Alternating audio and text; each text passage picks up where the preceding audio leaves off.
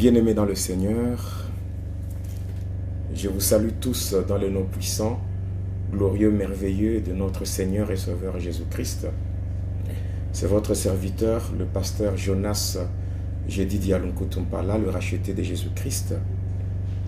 Je fais cette courte vidéo pour parler de ce qui s'est fait et les choses encore qui vont arriver dans ce monde, dans le monde en général et beaucoup plus dans le corps du Christ, c'est-à-dire dans l'Église.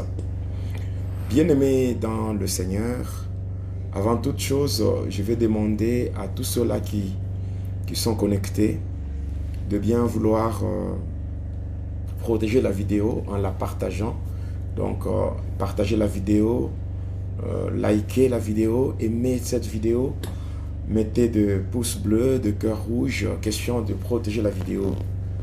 Ainsi, au nom de Jésus, nous vous demandons de le faire pour la gloire de notre Seigneur et Sauveur Jésus-Christ. Donc, faites-le pour la gloire du Seigneur. Partagez la vidéo, aimez la vidéo, likez, mettez des pouces bleus, de cœurs rouges, afin de protéger notre vidéo. Au nom de Jésus, au nom de Jésus, au nom de Jésus.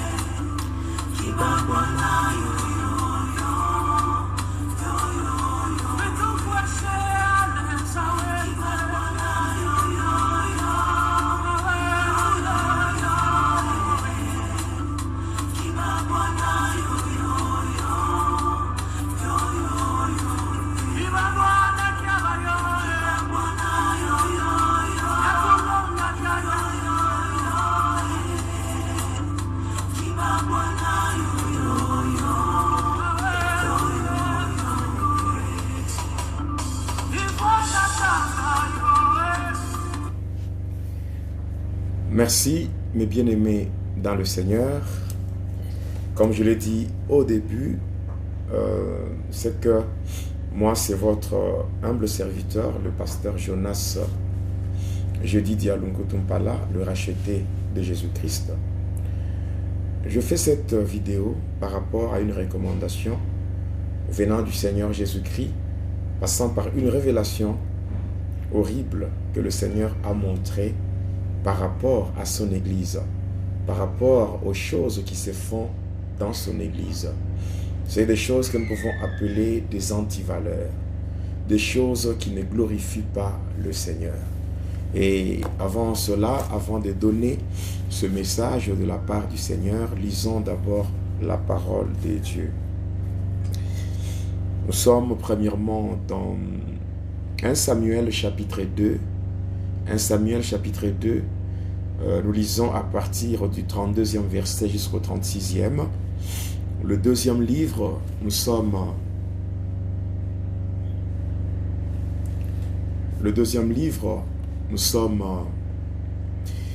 dans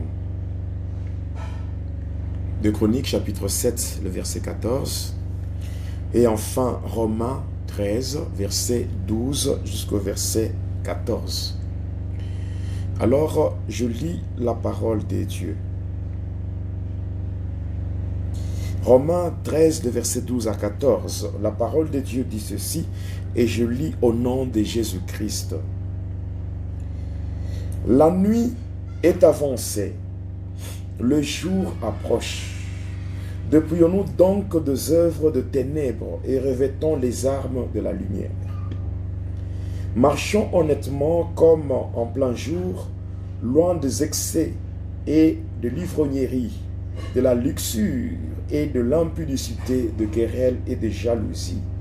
Mais revêtez-vous du Seigneur Jésus-Christ et n'ayez point soin de la chair pour en satisfaire les convoitises.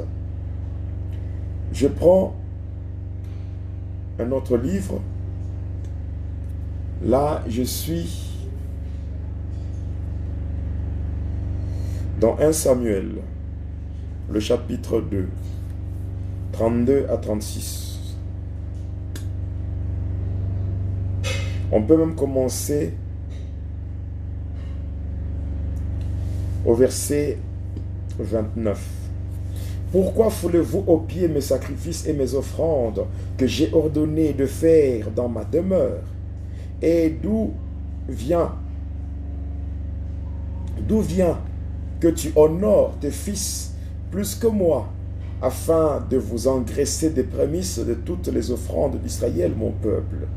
C'est pourquoi voici ce que dit l'Éternel, le Dieu d'Israël. J'avais déclaré que ta maison et la maison de ton père marcheraient devant moi à perpétuité. Et maintenant, dit l'Éternel, loin de moi, car j'honorerai celui qui m'honore, mais ceux qui me méprisent seront méprisés. Voici le temps arrive où je retrancherai ton bras et les bras de ta maison et de la maison de ton père, en sorte qu'il n'y aura plus de vieillard dans ta maison. Tu verras un adversaire dans ma demeure, tandis qu'Israël sera comblé de biens par l'Éternel. Il n'y aura plus jamais de vieillard dans ta maison. Je le serai subsister auprès de mon autel, l'un de tien, afin de consumer tes yeux et d'attrister ton âme. Mais tous ceux de ta maison mourront de la force de l'âge.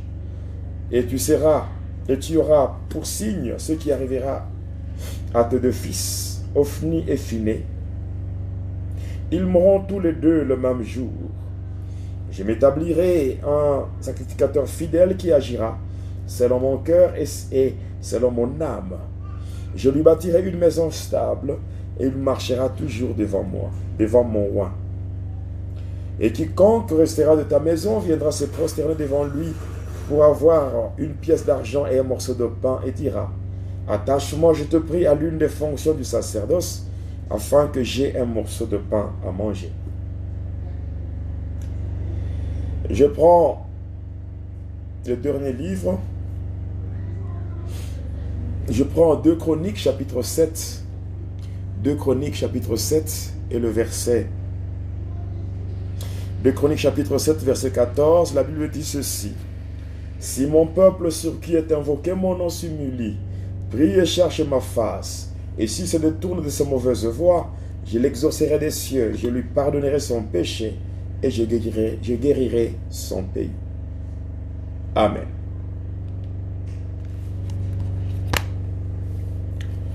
Bien-aimés dans le Seigneur, cette courte vidéo, le Seigneur m'a mis à cœur de la faire. Pourquoi? Pour parler à son peuple, parler à ses enfants.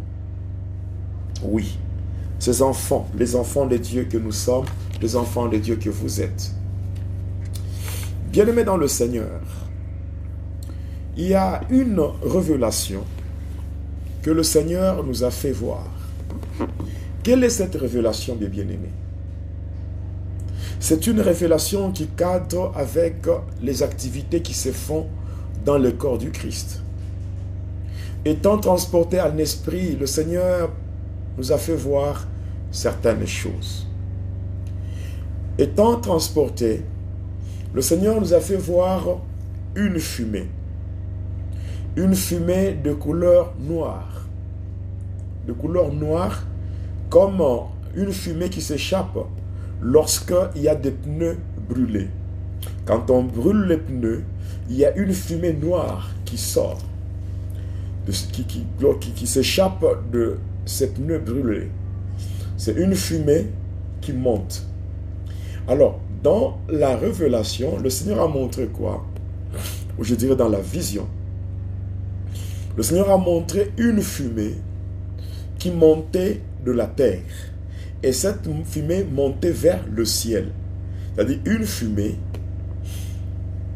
qui est semblable à la fumée qui s'échappe lorsqu'on brûle un pneu.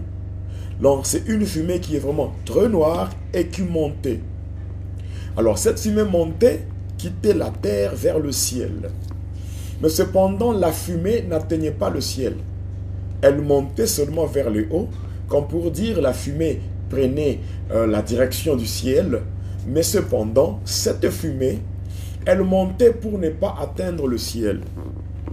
Et là on pouvait entendre une voix qui disait: cette fumée représente les cultes qui se font sur la terre, mais qui ne sont pas agréés par le Seigneur. Bien-aimé, le tout n'est pas de rendre un culte à Dieu, mais le tout est de savoir si ces cultes-là est agréé par le Seigneur. Il y a des cultes que les hommes font sur la terre, mais qui malheureusement ne sont pas agréés par le Seigneur. Et le Seigneur pouvait nous dire, nous parler clairement par rapport à ces cultes.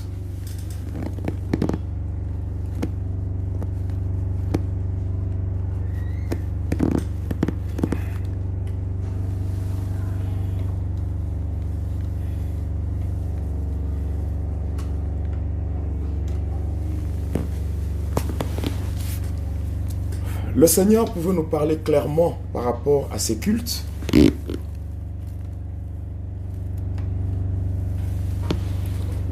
Le Seigneur nous a fait voir que ce culte-là était au nombre de 3. Oui, bien-aimés dans le Seigneur,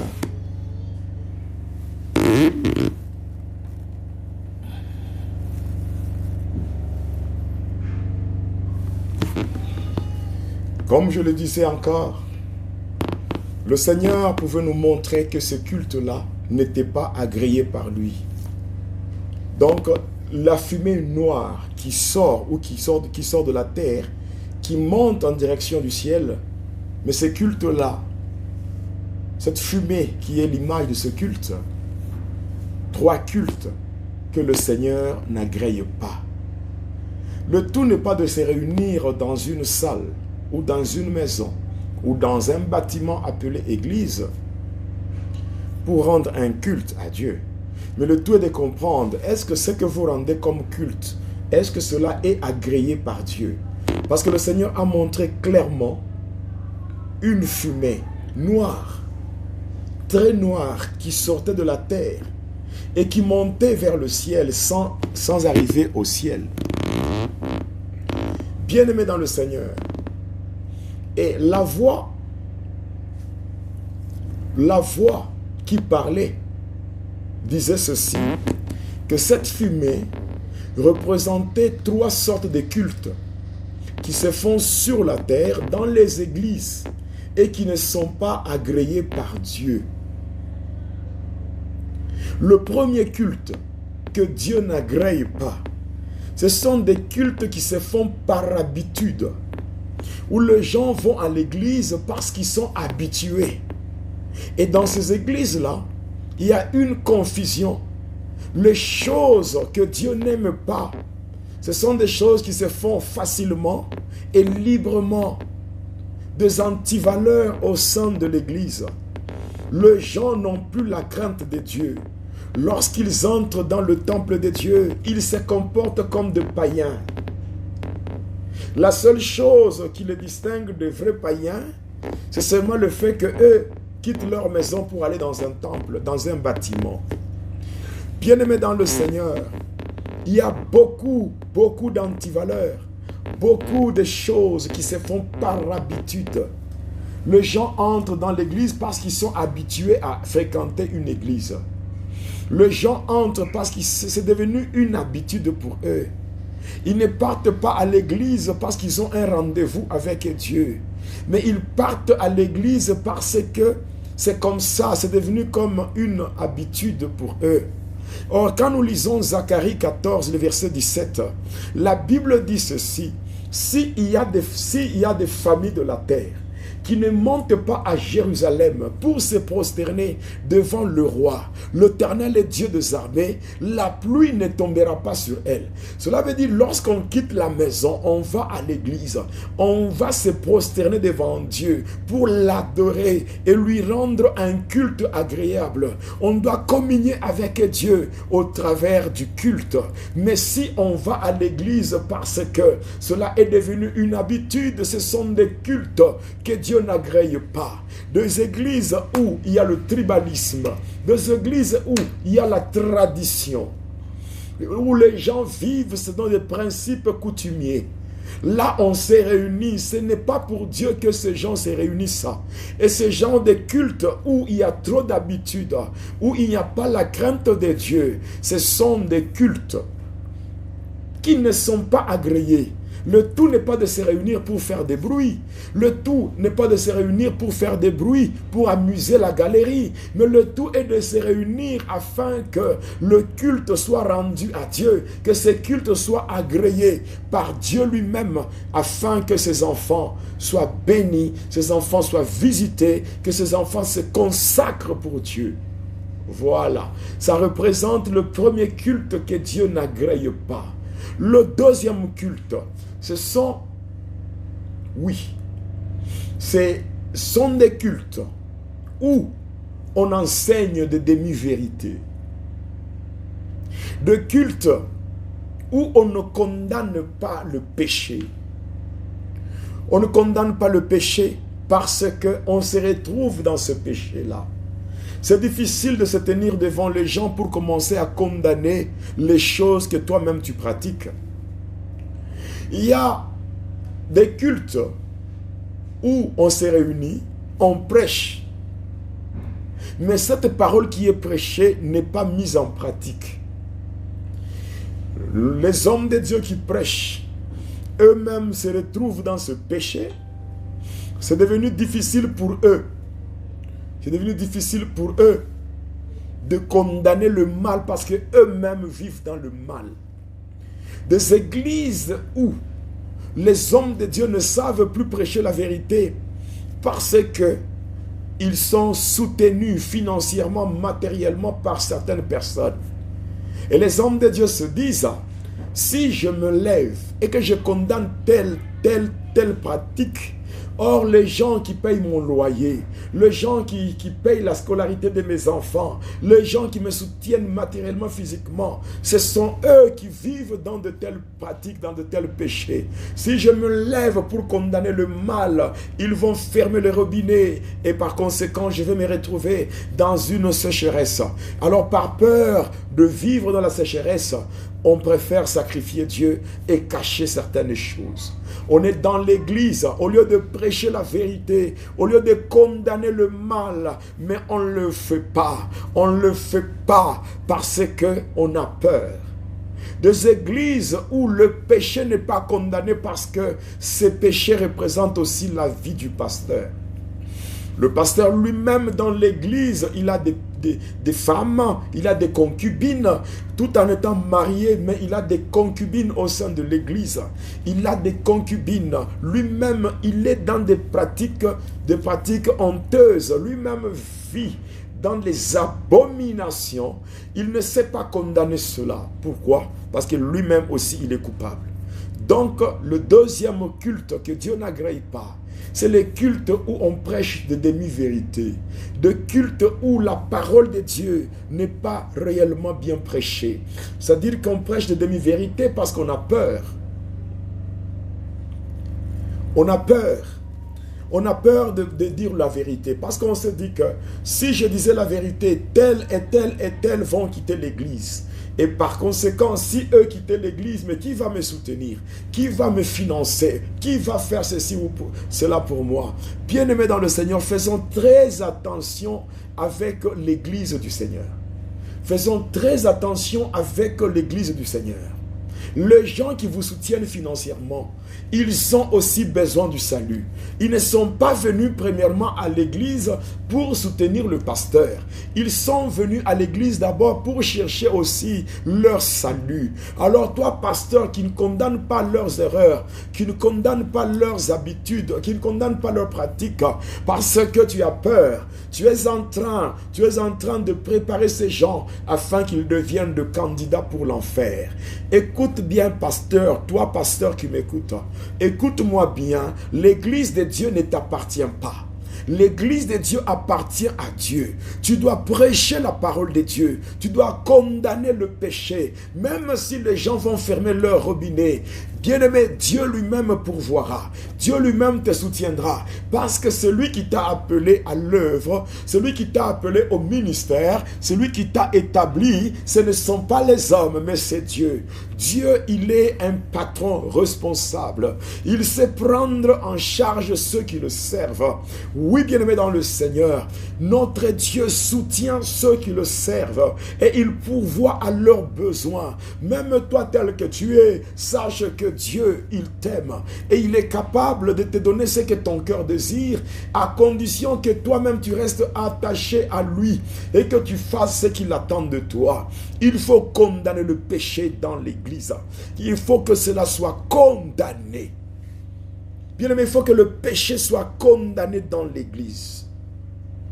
Et il faut que la vérité soit prêchée d'une manière pure. La vraie vérité, qui ne consiste pas à cajoler. Qui ne consiste pas à cajoler les gens. À les cajoler pour qu'ils restent esclaves de leur péché. Mais il faut que la vérité leur soit donnée pour qu'ils changent. La parole de Dieu, elle est prêchée afin que cela touche le cœur des gens et que cela le conduise à la repentance. Quand nous lisons Acte 2 et le verset 37, après avoir entendu le discours de Pierre et des autres apôtres, ceux qui entendaient, ils ont fini par dire: hommes, frères, que ferons-nous? Et comme réponse, quand vous descendez dans Acte 2, à partir du verset 37, vous comprendrez ce qui est dit. Il est dit ceci: repentez-vous de vos péchés et vous serez baptisés et vous aurez aussi les dons du Saint-Esprit. Voilà pourquoi, bien-aimés dans le Seigneur, la parole de Dieu, c'est la nourriture de l'âme. Si elle est bien prêchée, elle touche les cœurs. Même si quelqu'un avait un cœur de pierre, la parole de Dieu va se comporter comme un marteau pour écraser ce cœur de pierre. Et à la place, Dieu donnera un cœur de chair. Un cœur qui est sensible, qui est perméable, qui permet aux enfants de Dieu de pouvoir marcher conformément à la volonté de Dieu. Oui, bien-aimés dans le Seigneur, le troisième culte que Dieu n'agrée pas, c'est les cultes où d'abord les leaders des églises sont eux-mêmes trempés dans l'occultisme, dans la sorcellerie, dans la magie. Et tout ce qu'ils font là, ça ne glorifie pas Dieu. Une personne qui a déjà touché à l'occultisme, qui a déjà touché à la magie, qui a déjà touché au vaudou, qui a déjà touché à des pratiques maléfiques. Oui, bien-aimés dans le Seigneur, ce genre d'église, au lieu que ce soit une assemblée de saints, au lieu que ce soit une assemblée de disciples du Seigneur, parce qu'en lisant Matthieu 28 et le verset 19 à 20, le Seigneur a lancé un appel. Il a dit ceci: allez partout et faites de toutes les nations mes disciples, en les baptisant au nom du Père, du Fils et du Saint-Esprit. Oui, il ajoute en disant: enseignez-leur à observer tout ce que je vous ai prescrit. Voici, je suis avec vous tout le jour jusqu'à la fin du temps. Oui, bien-aimé dans le Seigneur, il y a des églises où il n'y a plus les disciples du Seigneur parce que le pasteur qui est dans la sorcellerie, dans l'occultisme, dans des pratiques mystiques, ou bien un pasteur qui est membre de certaines sociétés secrètes, alors à partir de là, ce pasteur a fait des fidèles de l'église ses propres fanatiques à lui. Il y a des églises remplies de fanatiques. Bien-aimés dans le Seigneur, le fanatisme, c'est quelque chose qui ne peut pas être cité dans le corps du Christ. Si aujourd'hui nous avons des fanatiques, au lieu d'avoir des disciples, il y a des fanatiques qui sont dans les églises. Et là, ça ne donne pas gloire au Seigneur. Le Seigneur Jésus n'est pas content de ces choses-là. Les choses où les gens, où les hommes de Dieu ont fait de brebis du Seigneur leur fanatique. Or que quand tu cesses d'être disciple, tu deviens fanatique. À ce moment-là, tu n'es plus une brebis. Tu es semblable à un bouc. Tu es en train de suivre un homme au lieu de suivre Dieu. Même si dans ton église il y a un pasteur, il n'est pas ton Dieu. Le pasteur, c'est un homme établi par Dieu afin de conduire le peuple de Dieu vers la destination indiquée par Dieu lui-même. Maintenant, pourquoi aujourd'hui les hommes de Dieu veulent faire de leurs disciples, ou bien je dirais de leurs fidèles ou membres de leurs églises, pourquoi faire des fidèles des fanatiques? Et au fin qu'aujourd'hui, il y a même des cultes de personnalité.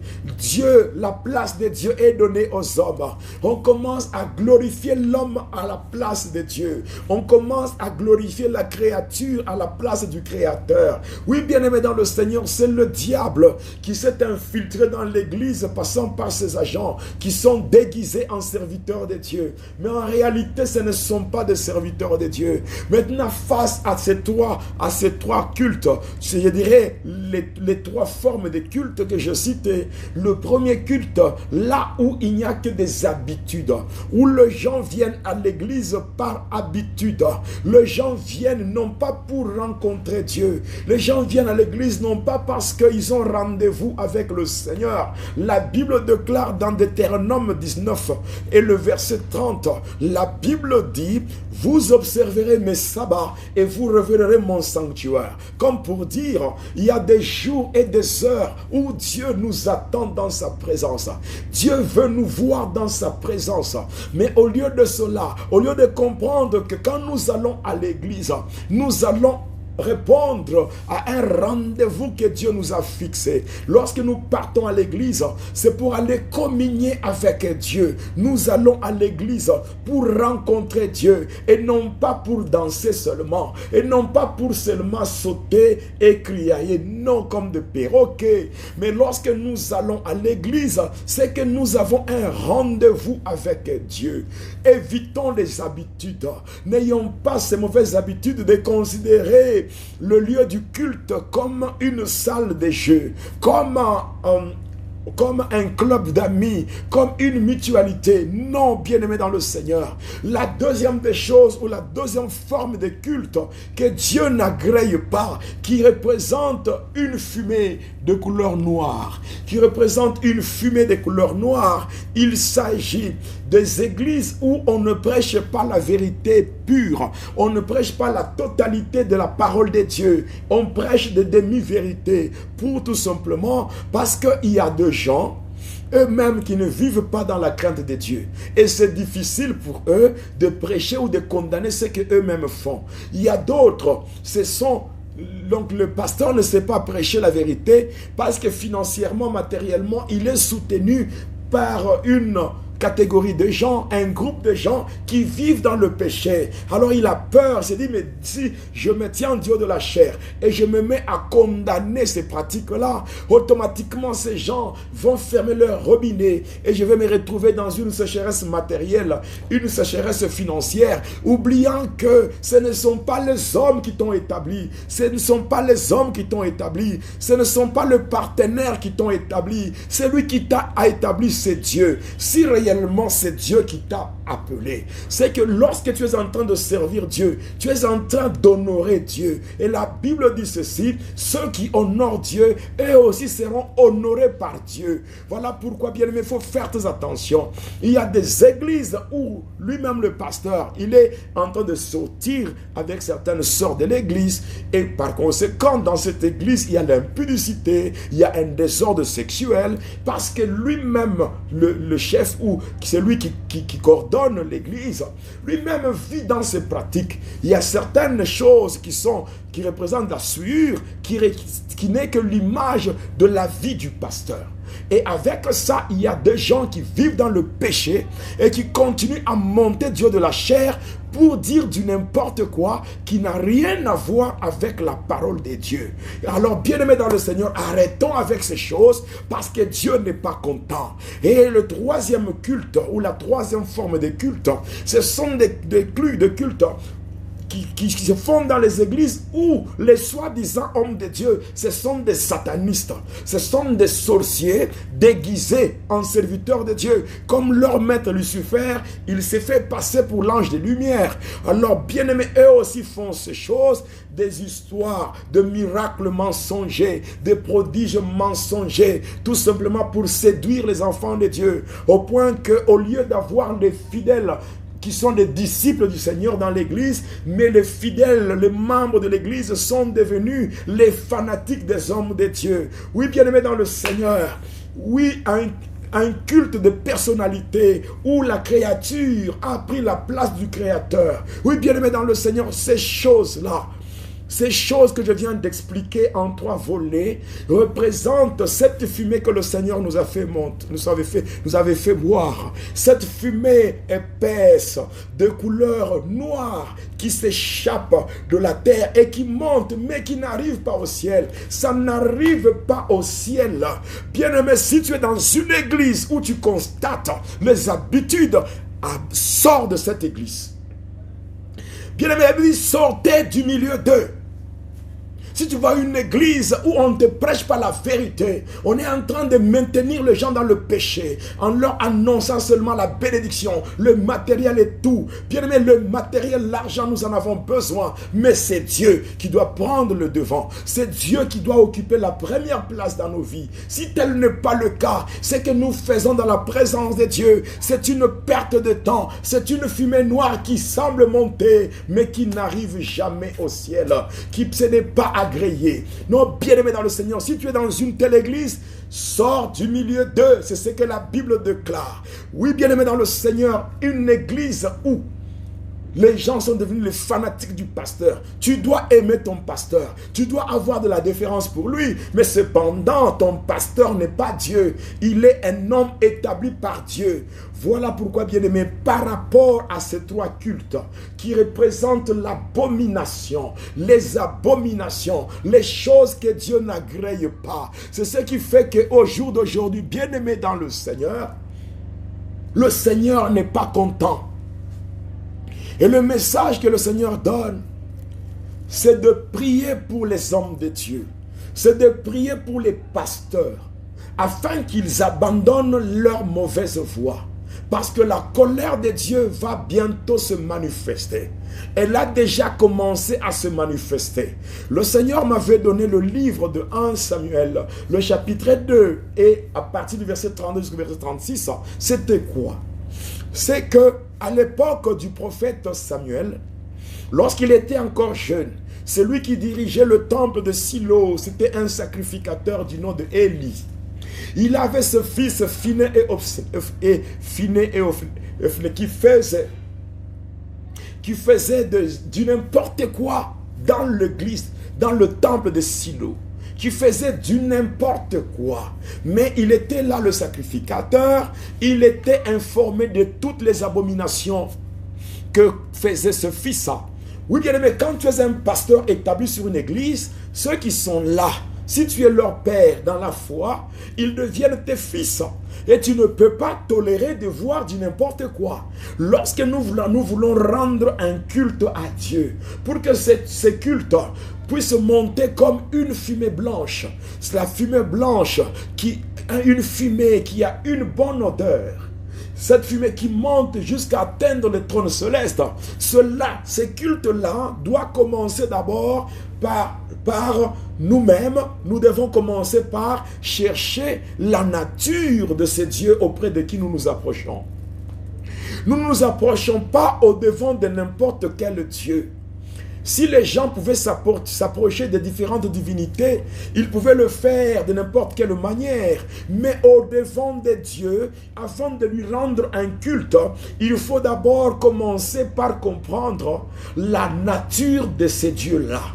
En lisant 1 Pierre chapitre 1er, le verset 15 à 16, la Bible déclare ceci. Puisque c'est lui qui vous a appelé est saint, soyez aussi saints dans toute votre conduite. Selon qu'il est écrit, vous serez saints, car je suis saint. Oui, bien-aimés dans le Seigneur, nous rendons un culte à un Dieu qui est saint. Saint, saint, saint est l'Éternel. Les cieux et la terre sont remplis de sa gloire. Si nous rendons un culte à Dieu, nous devons le faire tout en tenant compte de la nature de ce Dieu. Il n'est pas n'importe quel Dieu. Il n'est pas semblable aux différentes divinités. Non, mais lui, il est le véritable Dieu. Un Dieu redoutable.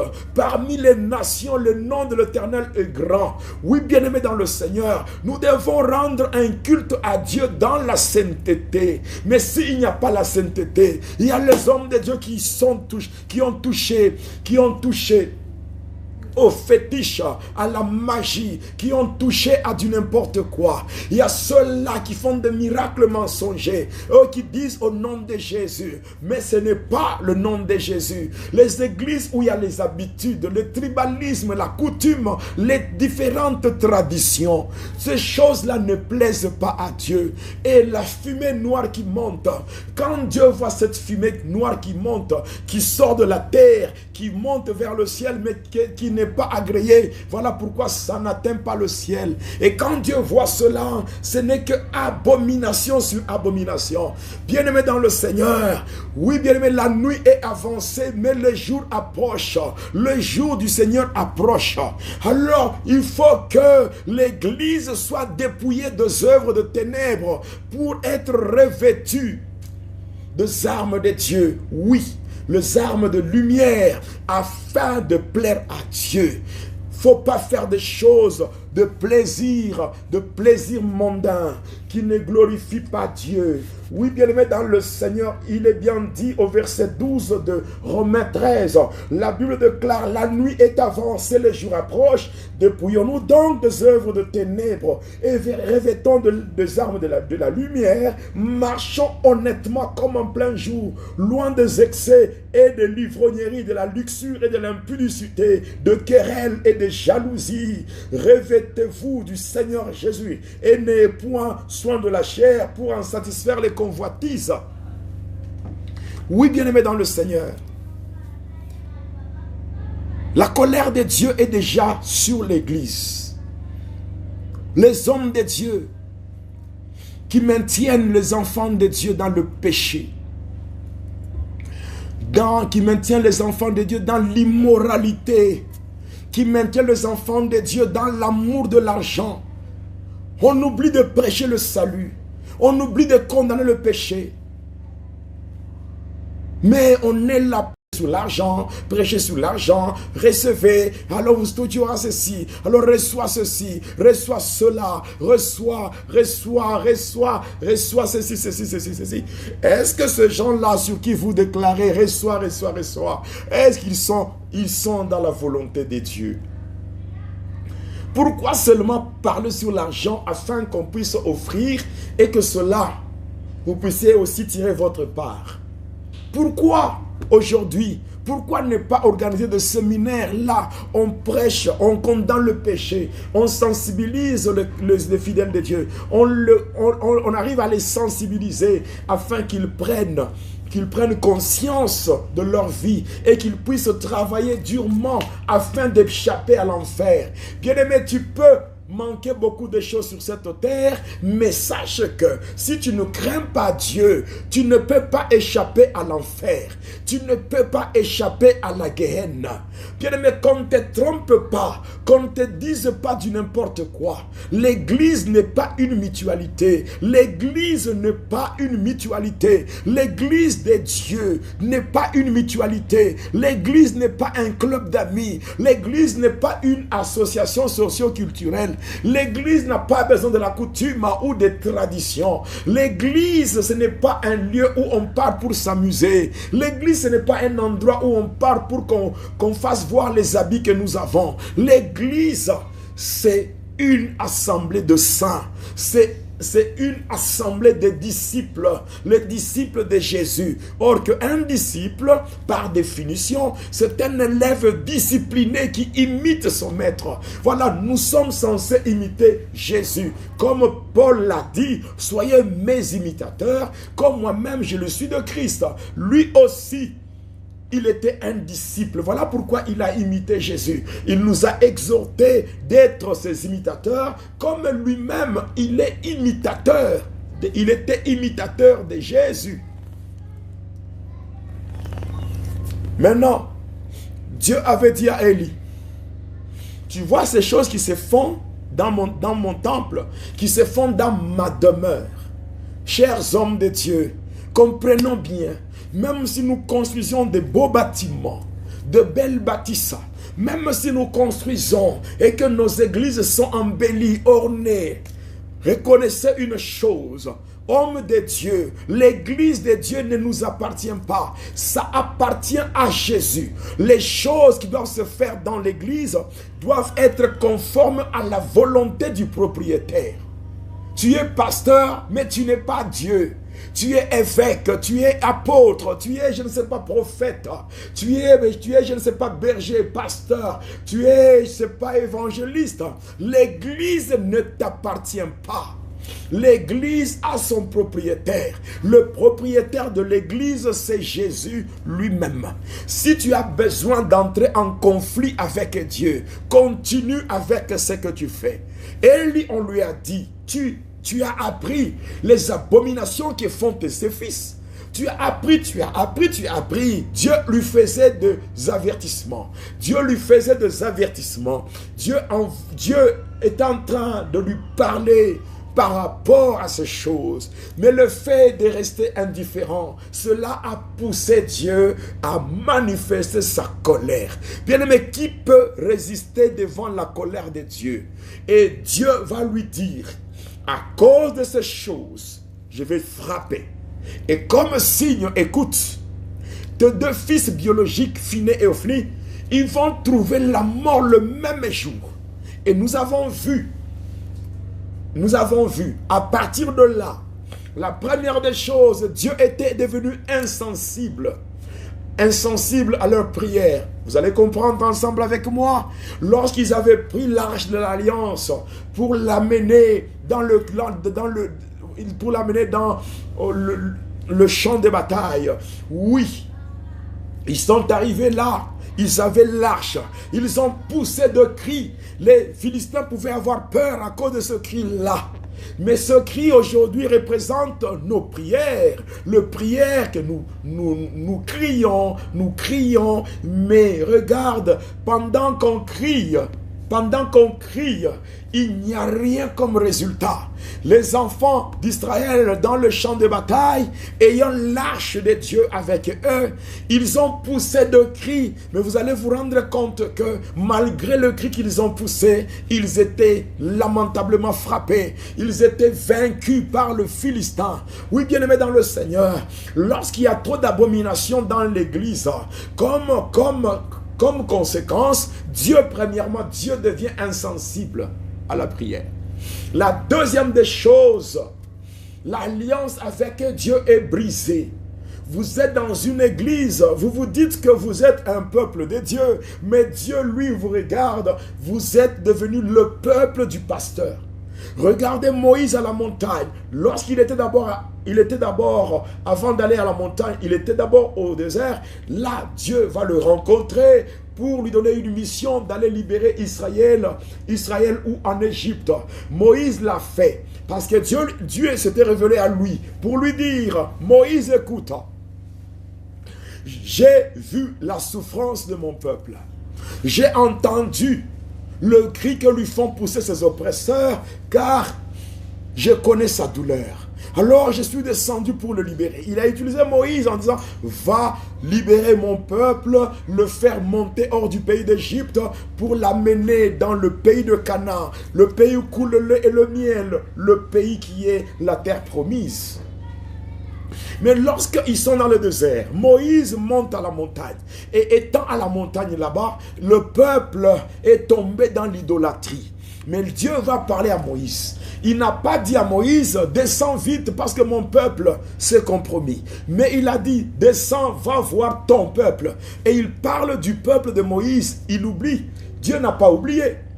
Là, Dieu va, je dirais ceci, Dieu va oublier ce peuple-là pour dire, c'était mon peuple. Mais à cause de l'idolâtrie, à cause des abominations, ce peuple-là devient le peuple de Moïse, devient le peuple d'un homme.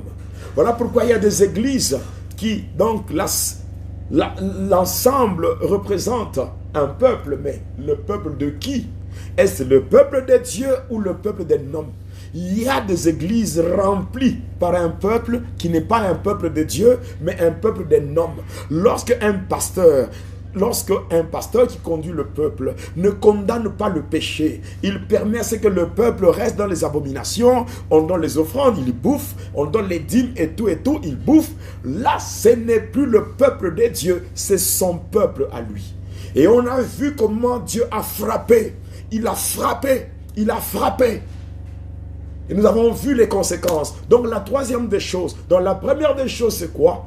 Dieu devient insensible aux prières. La deuxième des choses c'est quoi? C'est que l'alliance avec Dieu est brisée. Or la Bible déclare dans Amos 3:3, deux hommes ne peuvent pas marcher ensemble s'ils ne se sont pas convenus. C'est que quand vous marchez avec Dieu, c'est qu'entre vous et Dieu il y a un accord. Mais une fois que l'accord là n'est plus respecté, l'alliance est brisée. Voilà pourquoi il y a des gens qui marchent, qui croient marcher avec Dieu, mais Dieu n'est plus avec eux.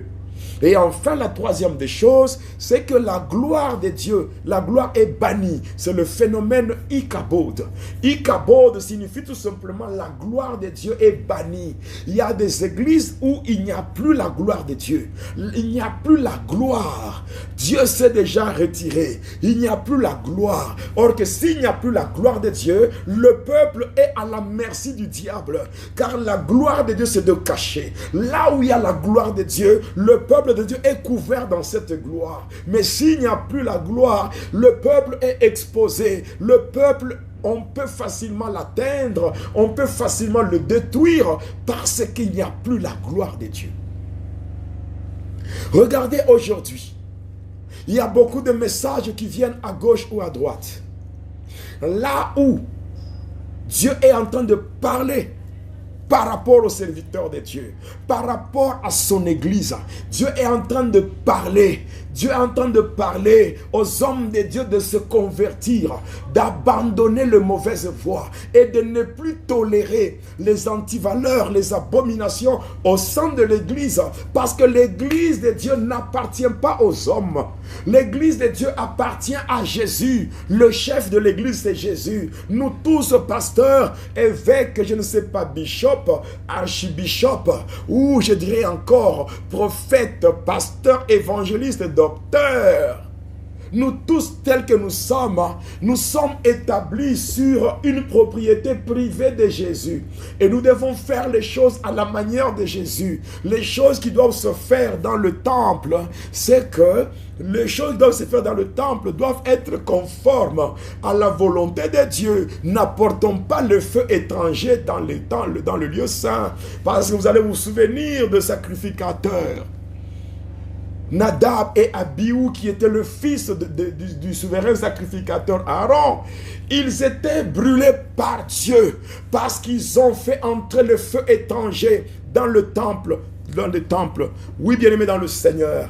Oui, ils ont fait entrer le feu étranger dans le lieu saint, la deuxième partie du tabernacle. Oui, ils avaient fait entrer le feu étranger, ils étaient brûlés. Oui, bien-aimés dans le Seigneur, si la Bible dit dans Apocalypse 1:6 que le Seigneur Jésus, il a fait de nous tous un royaume des sacrificateurs pour Dieu son Père. Et à ce moment-là, nous entrons dans la deuxième dimension du sacerdoce. Si nous sortons du sacerdoce physique, nous voyons le troisième.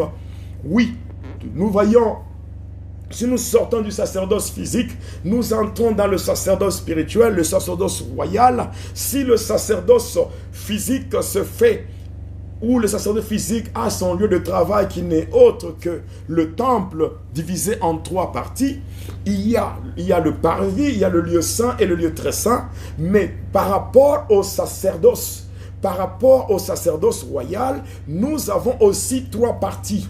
C'est-à-dire, le lieu où s'exerce le sacerdoce, c'est toujours le tabernacle, mais par rapport au sacerdoce royal, nous avons le parvis qui représente le monde entier. Parce que le parvis, c'est là où tout le monde pouvait entrer. Et après vient le lieu saint. Le lieu saint. Oui, le lieu saint, c'est quoi par rapport au sacerdoce royal? Le lieu saint, c'est l'église. L'église est un lieu saint. Et le lieu très saint, c'est le ciel, là où Jésus est entré. Il a traversé et il est entré dans ce qui n'a pas été construit de la main d'homme. Là, lui-même étant le souverain sacrificateur de l'ordre de Melchisédek, c'est par là que lui, il est dans le lieu très saint et nous, dans le lieu saint. Et le monde qui est le parvis, ainsi à partir de là, l'église qui est un lieu saint. Or, les sacrificateurs pouvaient entrer dans le lieu saint. Le sacrificateur pouvait être dans le pourtour, c'est-à-dire qui pouvait être dans le parvis avec les autres, mais eux pouvaient aussi avancer, aller au-delà du parvis pour se retrouver dans le lieu saint. Et là, il pouvait se limiter. Et les souverains sacrificateurs, lui, pouvaient traverser du lieu saint vers les lieux très saints qui est le Saint de Saints. Or, Jésus, il est entré dans un tabernacle qui n'a pas été fait de la main d'homme, c'est-à-dire au ciel. Et nous qui sommes dans le lieu saint, c'est l'église. Et comme c'est un lieu saint et qu'il a fait de nous tous un royaume de sacrificateurs, alors nous devons nous comporter comme des sacrificateurs. Et le sacrificateur qui amène le feu étranger dans le lieu saint, il est brûlé par Dieu. Et maintenant, si ceux-là qui dirigent les églises voient le feu étranger, qui est l'image des abominations, de l'impudicité, de la tradition, de la coutume, des habitudes, de la sorcellerie, et que les hommes ne réagissent pas. Oh, Dieu lui-même prend l'exemple du sacrificateur Élie, et il commence à frapper. Voilà pourquoi, bien-aimés, quand vous observez bien ces derniers temps, beaucoup d'hommes de Dieu sont en train de tomber. Les hommes de Dieu meurent en désordre ces derniers temps. Il y a des hommes de Dieu que Dieu lui-même est en train de frapper. Il est en train de frapper afin de nettoyer son église. Il y a tellement beaucoup d'impureté. Il y a tellement beaucoup d'antivaleurs. Il y a tellement beaucoup d'abominations dans le corps du Christ. Au point que Dieu n'est pas content. Au point que ces choses attirent la colère de Dieu. Et Dieu est en train de frapper sur tous ceux-là qui sont dans la magie, ceux-là qui sont dans la sorcellerie, ceux-là qui sont dans la sorcellerie, qui maintiennent les enfants dans le péché, qui maintiennent les enfants dans l'immoralité et qui sont en train de pousser les enfants de Dieu à l'amour de l'argent. Sachant très bien que l'amour de l'argent, c'est la racine de tout le mot. Et aujourd'hui, nous voyons quoi? Oui, beaucoup de gens sont devenus amis de l'argent. Ils aiment l'argent plus que Dieu. Quelqu'un est capable d'abandonner le culte, d'abandonner le lieu du culte pour aller chercher l'argent. Lorsqu'il aura ce qu'il cherche, c'est là qu'il viendra dans la présence de Dieu. Aujourd'hui, dans les églises, on ne prêche que sur l'argent. On ne prêche que sur le matériel. On ne prêche que sur ces choses-là. Oh, bien-aimé dans le Seigneur, l'argent, tu en as besoin. Le bien, tu en as besoin. Mais sache que Il y a des choses que tu peux rater sur la terre, mais si tu ne marches pas avec Dieu, il y a quelque chose que tu ne peux pas rater, c'est l'enfer, le feu éternel, la honte éternelle. Même quand tu mourras, bien-aimé, il est écrit dans Daniel 12, le verset 2. Plusieurs de ceux qui dorment dans la poussière de la terre se réveilleront un jour, les uns pour la vie éternelle et les autres pour la honte éternelle. Oh bien-aimé dans le Seigneur, bien-aimé, tu peux vivre ici, dans ce monde, dans l'église, mais tu es dans des abominations. Dans l'église, tu es là. Tu ne fais que vivre avec les œuvres de ténèbres. En lisant Ésaïe 4, on voit très bien les 7 femmes qui étaient allées. Donc la Bible dit, ces 7 femmes-là voulaient porter le nom d'un homme. Porter le nom d'un homme, mais ne pas dépendre de cet homme. Porter le nom d'un homme pour qu'elles soient appelées comme des femmes mariées, pour que leur honte soit couverte, et que nourriture et vêtements, ce n'est pas de leur mari. Or, aujourd'hui, il y a des gens dans l'église qui veulent entrer dans l'église pour être appelés chrétiens, mais cependant, ils ne sont pas nourris par Jésus. Parce que la parole de Dieu, qui est la nourriture, si tu la reçois, elle ne peut que te changer et te transformer. Maintenant, les habits que Jésus nous donne, c'est tout simplement un habit, une robe blanche qui représente les œuvres de justice, les œuvres de la lumière. Oui. Parce que tu peux mourir. Le tout n'est pas de mourir. La Bible dit ceci dans Apocalypse 14, le verset 13. Heureux dès à présent le mort qui meurt dans le Seigneur. Oui, afin qu'ils se reposent de leurs travaux et leurs œuvres le suivent. Toi, si tu meurs, tu seras suivi par quelle œuvre? Regarde comment on est en train de te distraire. Homme de Dieu, devant Dieu, lorsque les gens meurent, il n'y a pas vos titres. Il n'y a pas tous ces titres-là. Il n'y a pas cette vaine gloire dans laquelle tu veux te maintenir. Il n'y a pas ces choses. Il n'y a pas un problème de grade. Mais il y a un problème des œuvres. Les œuvres qui doivent t'accompagner. Homme de Dieu, soyons quand même réalistes. Essayons d'observer par nous-mêmes. Le samedi, il y a un ami qui est mort par empoisonnement. Un homme de Dieu. Et ceux-là qui ne craignent pas Dieu, ils se donnent la peine d'empoisonner ceux qui craignent Dieu. Il y a le poison qui circule, qui est devenu comme un pain quotidien. Dans le corps du Christ, il y a le poison. Et tous ces pasteurs qui sont en train d'empoisonner d'autres, Dieu va le frapper. En lisant Matthieu 7, 21, oui. Alléluia. En lisant Matthieu, je prends la parole de Dieu.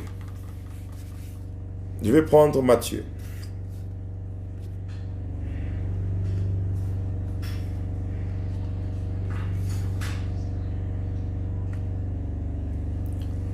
Ceux qui me disent, Seigneur, Seigneur, n'entreront pas tous dans le royaume des cieux, mais celui-là qui fait la volonté de mon Père qui est dans les cieux.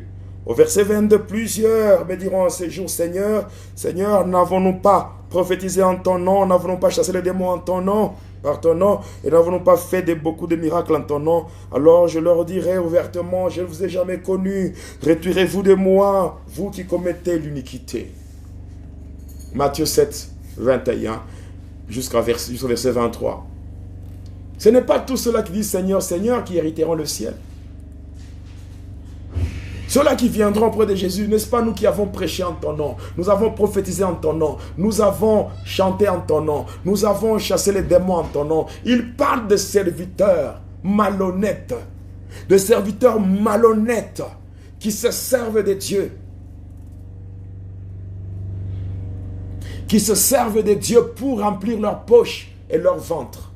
Et qui n'ont jamais été appelés par Dieu. Et qui font des brebis du Seigneur, membres de leurs églises, qui deviennent comme les articles de leur boutique.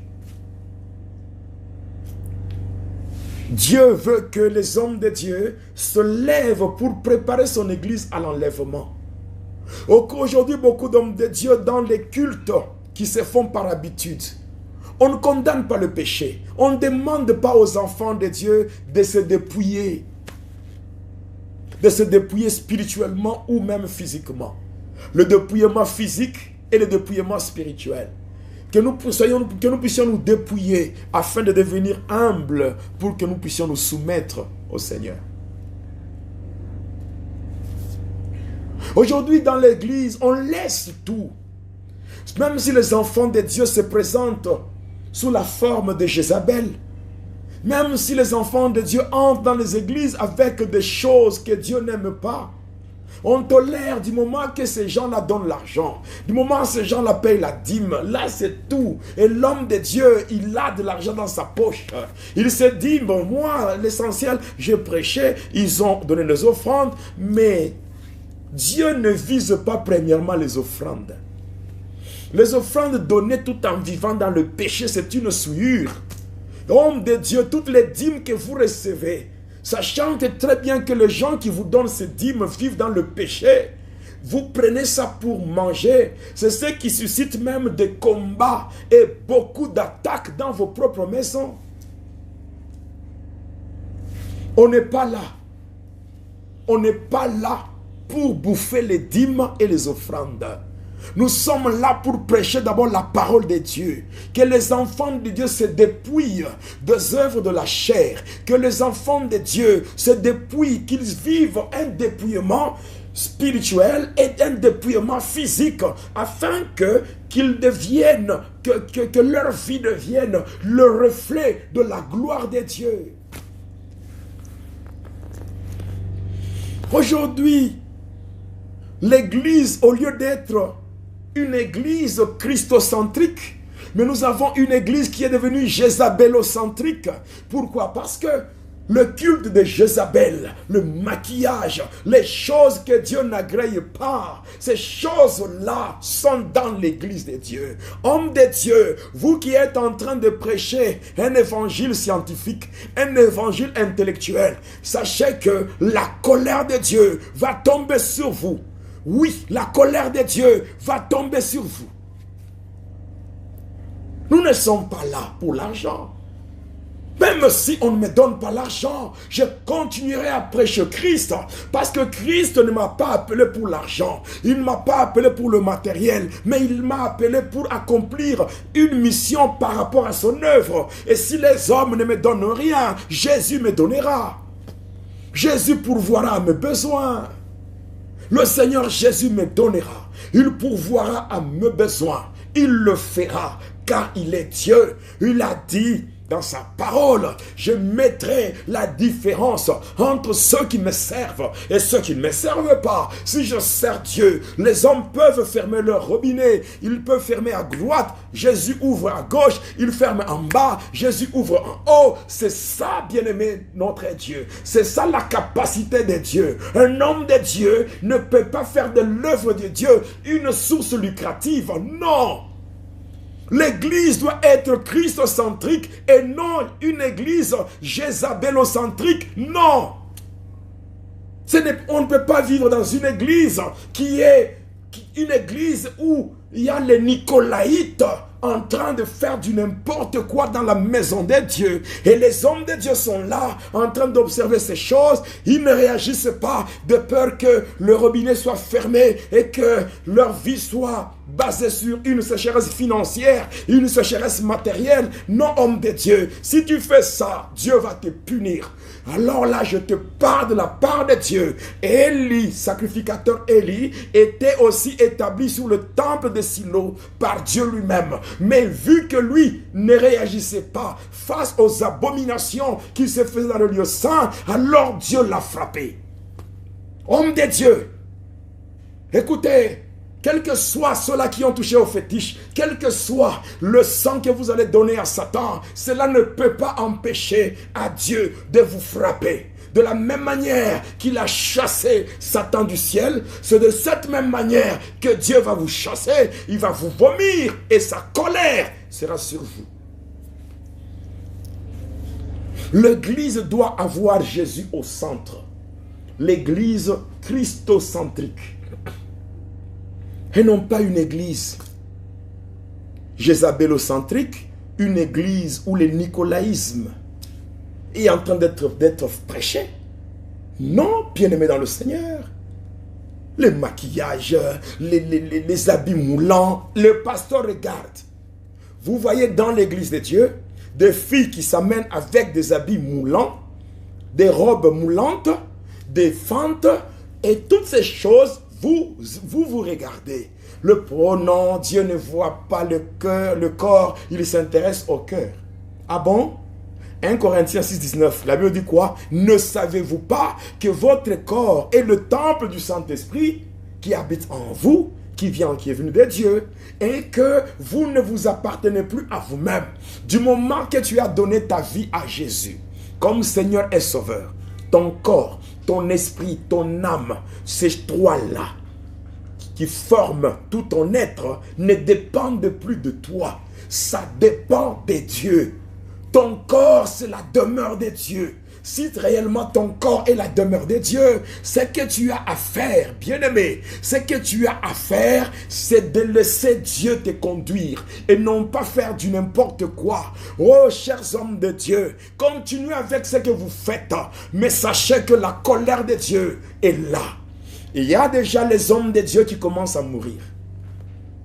Et ils commencent aussi à s'entretuer par le poison. Ah, le poison est devenu monnaie courante dans l'église. Le poison. La colère de Dieu va tomber sur beaucoup de gens. Et cette colère, il y a le samedi. J'ai vu le mois de juillet, plus de 13 pasteurs qui sont morts. Du moins, c'est que moi je connais. Au moins 13 qui sont morts. Pourquoi? Parce que les gens ne craignent pas Dieu. Les gens ont oublié la crainte de Dieu. Moïse, qui est l'image de Jésus. Moïse est monté. Nous sommes dans Exode 32. Moïse est allé à la montagne. Il va laisser un certain Aaron. Il établit pour dire, gère le peuple. Gère le peuple. Moi, je vais à la rencontre de Dieu. Je vais rencontrer Dieu sur la montagne. Mais toi, tu restes ici pour gérer ce peuple. Moïse est parti. Après 40 jours, voilà maintenant ce qui va se passer. Sous l'influence du peuple. Quel est ce leader-là qui peut faire les choses parce que le peuple l'a ordonné? Dieu t'a établi pour diriger ce peuple. C'est que ce n'est pas le contraire où toi, tu vas te laisser diriger par le peuple. Tu vas te laisser diriger par le peuple. Tu es là établi.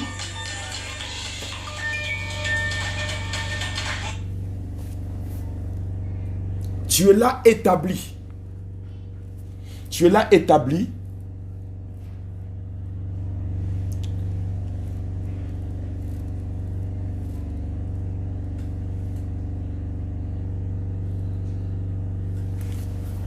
Tu es là établi par Jésus, mais au lieu de faire ce que Jésus t'a laissé comme instruction, maintenant toi tu commences à faire ce que le peuple te dit. Alors tu ne conduis pas le peuple, c'est le peuple qui te conduit.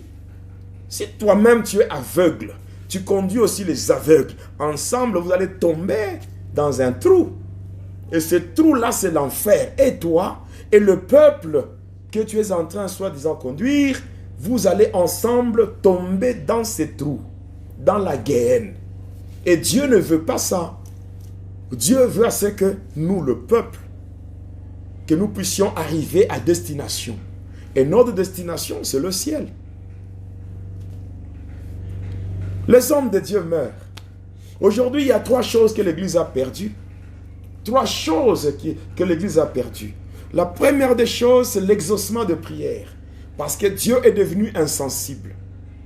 La deuxième des choses, c'est que l'alliance est brisée. La troisième des choses, c'est que la gloire est bannie. Aujourd'hui, on entre dans les églises parce qu'il faut entrer. Non, bien-aimé, ce n'est pas ce que Dieu veut. Alors, bien-aimé, selon 2 Chroniques 7 et le verset 14, la Bible dit quoi? Si mon peuple sur qui est invoqué mon nom s'humilie, prie et cherche ma face, je l'exaucerai des cieux je lui pardonnerai son péché et je guérirai son pays. L'église n'est pas une morgue où les gens doivent mourir. Oh, d'ailleurs, selon ce qui se passe ces derniers temps, si un homme de Dieu ne tombe pas, c'est sa femme. Vous allez voir, il y a plusieurs femmes des hommes de Dieu qui ne font que mourir ces derniers temps. Plusieurs femmes des hommes de Dieu meurent ces derniers temps. Il y a beaucoup de femmes, les femmes des pasteurs, les femmes des serviteurs de Dieu qui sont en train de mourir. Il y a les hommes de Dieu qui meurent et aussi leurs femmes commencent à mourir. Nous ne pouvons pas, bien-aimés, tomber comme des princes quelconques. Nous sommes des généraux établis par Jésus-Christ afin de conduire des troupes dans une guerre spirituelle et que l'Église puisse prendre le dessus sur les forces du mal, sur les puissances de ténèbres. Alléluia. Alors, bien-aimés dans le Seigneur, voyons, bien-aimés, voyons trop bien ce qui se fait. C'est le temps de revenir à Dieu. C'est le temps d'échapper à la colère de Dieu. Il y a le poison où les agents de ténèbres commencent aussi à empoisonner les vrais serviteurs de Dieu. Il y a aussi la colère de Dieu qui n'est pas à exclure, où Dieu est en train de corriger, de frapper ceux-là qui sont incrédules, ceux-là qui sont incrédules et orgueilleux comme Satan. Ils sont en train de recevoir la frappe de Dieu. Dieu est en train de le frapper. Et si, pasteur, tu ne te convertis pas, tu seras dans le même sac de ceux-là qui sont morts.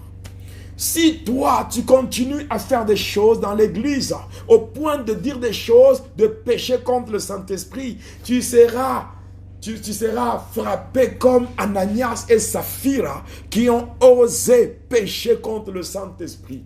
Les gens qui font de faux miracles au nom de Jésus. Des gens qui font de faux miracles en disant que c'est le Saint-Esprit qui est à l'œuvre. Mais ils savent très bien que ce sont les démons qui sont activés. Ce sont les anges déchus qui font des opérations dans l'église. Dieu n'est pas d'accord. Dieu n'est pas content, mes bien-aimés. Dieu n'est pas content, cher pasteur. Dieu n'est pas content. Écoutez.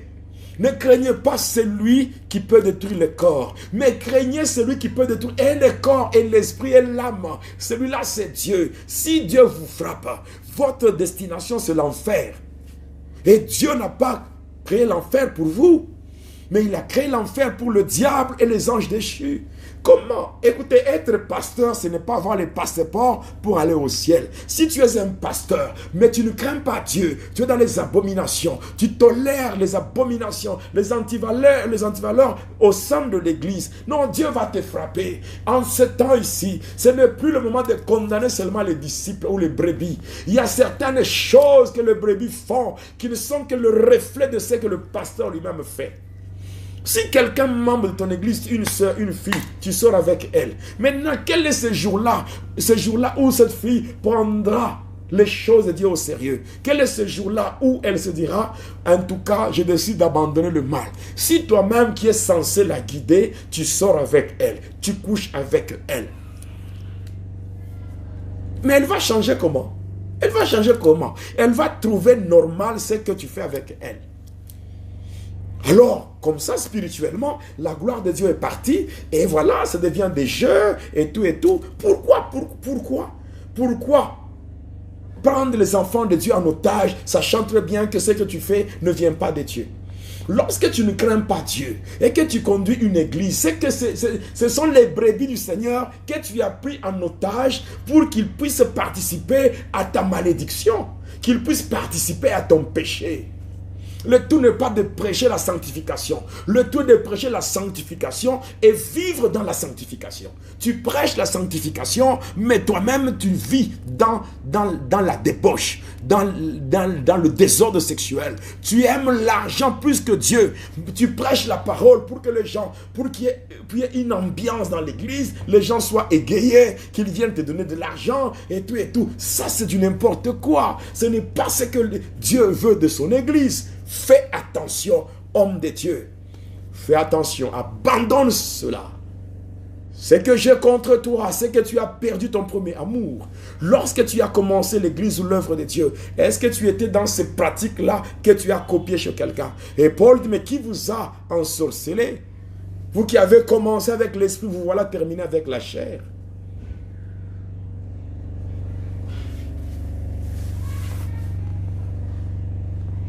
Non, bien-aimé, homme de Dieu. Ce n'est plus pour l'instant. Il faut que nous, serviteurs de Dieu, que nous puissions prêcher par l'exemple. Il faut vraiment que nos vies soient réellement basées sur la sainteté et que nous soyons dans une communion parfaite avec Dieu pour que nous puissions communiquer aux enfants de Dieu ce que nous avons reçu de Dieu. Aujourd'hui dans l'église, on prêche quoi? Philosophie humaine. Philosophie humaine. Tu viens là, non, aujourd'hui ils vont sentir quoi? Tu n'as pas à dire aux enfants de Dieu ce que toi tu penses, mais tu as à dire aux enfants de Dieu ce que Dieu veut qu'ils entendent. La pensée de Dieu, leur communiquer la pensée. Au lieu de distraire les enfants de Dieu. Vous aurez le mariage, on t'a dit que c'est seulement les chrétiens qui se marient. Même les païens se marient, même les féticheurs sont mariés. Donc le mariage n'est pas vraiment ce que Dieu peut donner.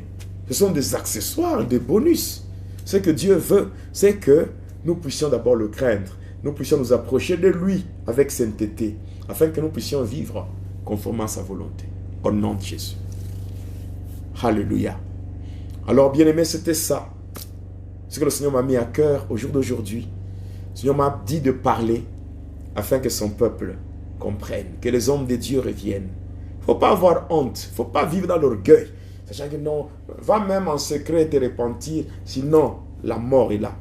Ceux-là qui sont en train de tomber comme les arbres ne sont pas différents de toi, homme de Dieu. Ceux-là qui tombent comme des arbres, là, qui meurent en désordre, là.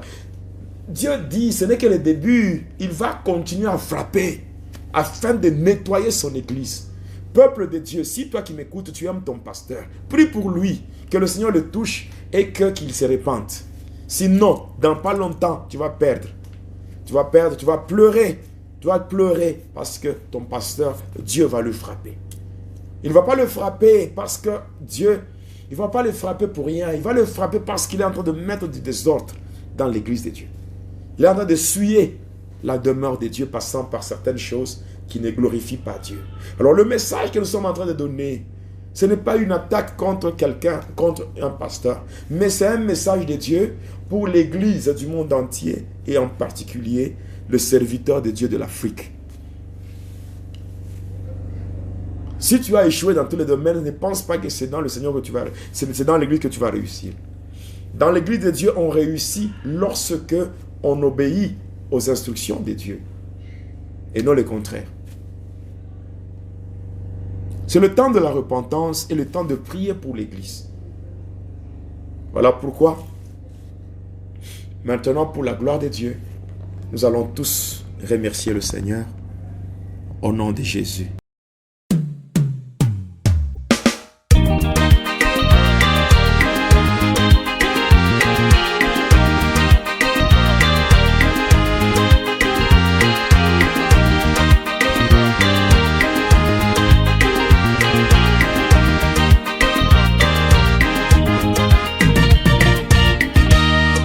Say yeah, yeah, man.